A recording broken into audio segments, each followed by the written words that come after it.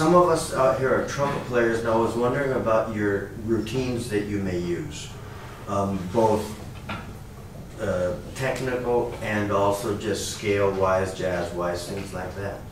Things that you might do daily. Well, yeah, trumpet is a very physical instrument. It's also a very spiritual instrument.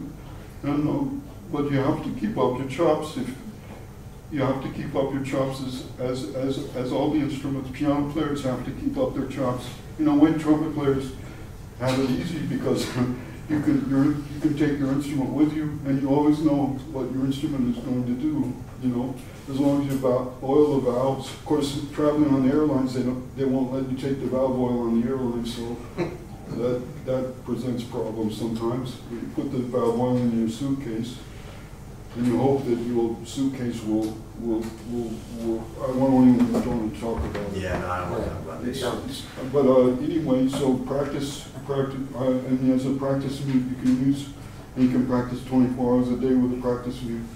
So it's easier than saxophone because you can practice all the time, and you know, but you have to practice. I have to practice a lot, and Clifford Brown practiced a lot, and I've seen pictures of Lee Morgan practicing, you know, on the street and stuff. So you know, you have to practice. In other words, in order to express, so you can reach the level where it becomes music, because it's physical. It's physical too. You're an athlete. A trumpet player is an athlete. Do you practice pedal tones? I should. I love pedal tones, but I worry about the neighbors too. You know. And, yeah, but if you use the practice mute, it's okay.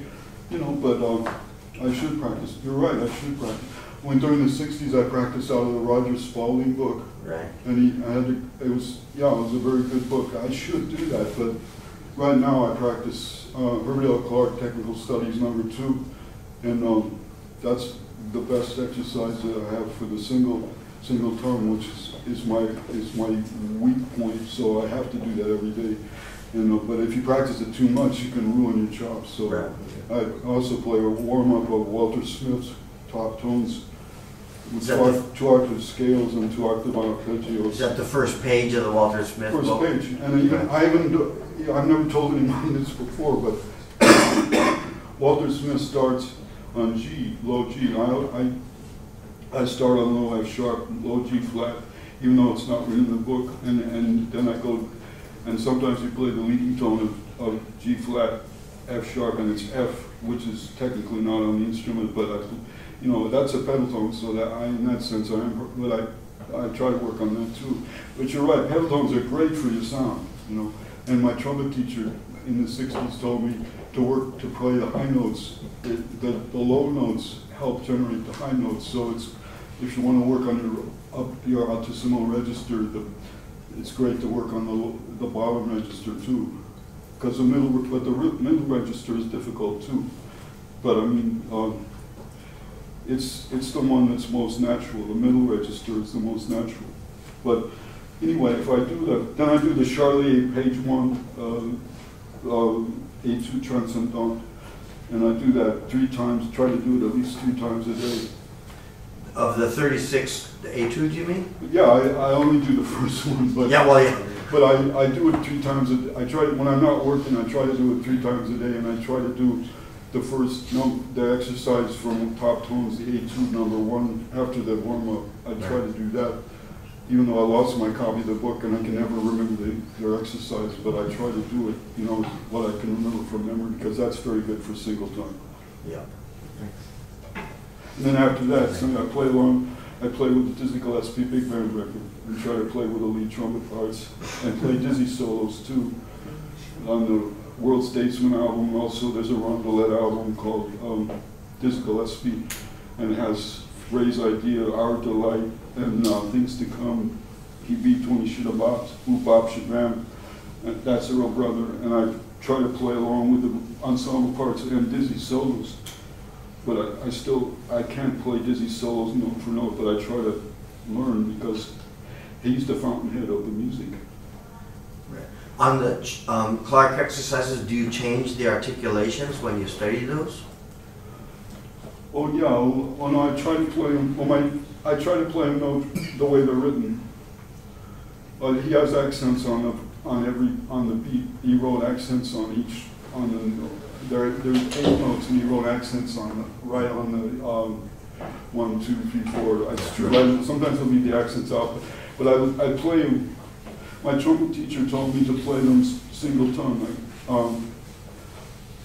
I can't remember how they're notated, but I always play them single tone. Okay. I don't slur them because slurring is easy for me. The single tongue is a difficult thing. Yes, it is. A ver, rápidamente, porque esto es medio largo. A ver, rutinas diarias de trompeta.